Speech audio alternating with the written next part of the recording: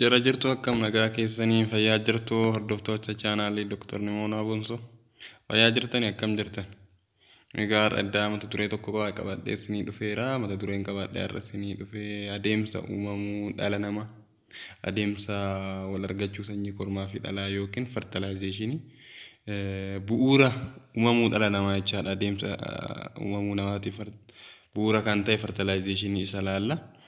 Egaa hamma dhumaatiin hordofaa isiniin jedha.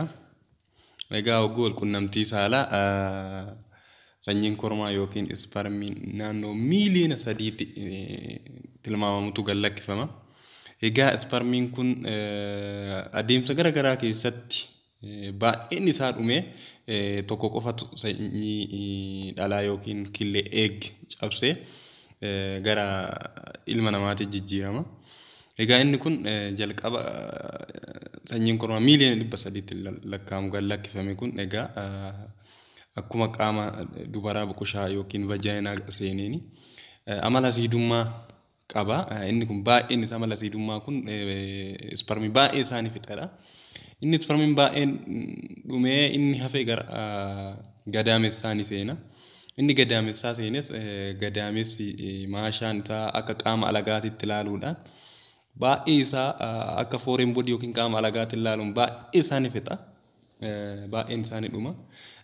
Inni kana dandamatee jirus isa kana darbee gara ujummoo gadaamessaa yookiin faaloopiyaa tuub deema.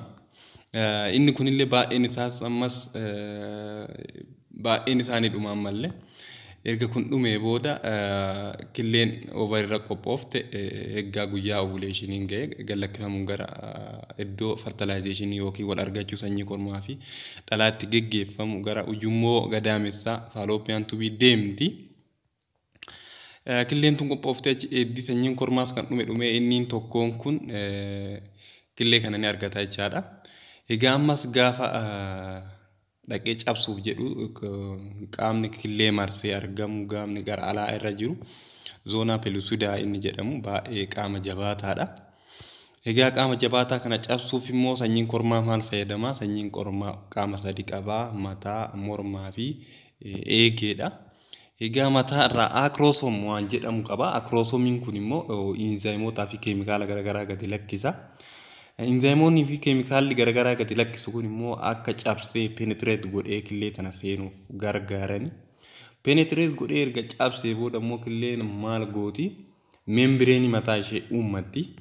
Membreenii kana erga uummattee booda immoo sanyiin kormaa lammata dhufu akka hin seenne dhoggachuudha. Egaa yookaan lammata akka dhufullee ta'ee hedduun isaa yaadaa dhumeera yookaan kan lammaffaa akka biraa deebi'ee dhufee ta'u jechuudha. Sanyii membreenii uummatte saniin itti seenee yookiin seenee cabsuu hin danda'u jechaadha. Egaa adeemsa kana keessa dheeraa kan erga darbee baay'een isaa karatti erga dhumee booda tokkochi sun argatee killee kan cabsu ta'a. Killeen erga cabsee booda immoo homa san walitti fuse ta'anii membreenii kan uumamu ta'a jechaadha. Membreenii kun immoo qaamni biraa dhufee keemikaala kan cabsine kan irraa eeguu fi keemikaala release godha. Membreenii sin uumatu jechuudha.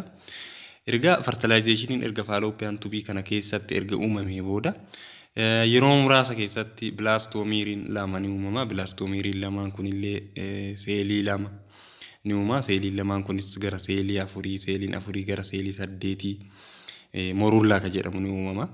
Egaa morullaan kun guyyaa 3 egaa 5 booda gara gadaamessaa gad deebi'a jechaadha. Gara gadaamessaa deemee maal ta'uu fi implantation yookiin qabachuu eegala jechaadha. Egaa guyyaa 5 booda gara gadaamessaa deebi'uudhaan implantation ni eegala. Egaa implantation kun yoo eegalu already nyaata nutritionii waan garagaraa waan barbaachisu hundasaa karama uterus yookiin gadaamessaatiin ni argata jechaadha.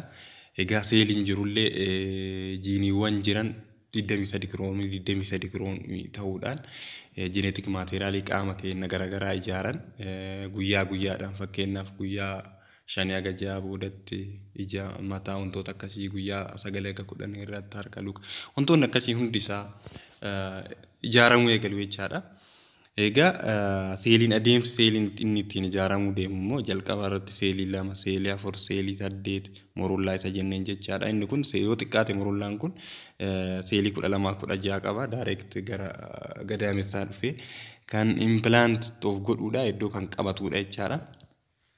Egaa implant erga godhee booda already qaama namaa ta'uudhaaf qaamota garagaraa ijaaree sirna qaamota horuutitti kan deemudha jechaadha. Inni illee steppiidhaan ija gurra spinal cord wantoota akkasii tartiiba ittiin uumamaniin qaamota ijaaruu isaatti kan deemu ta'a jechuudha.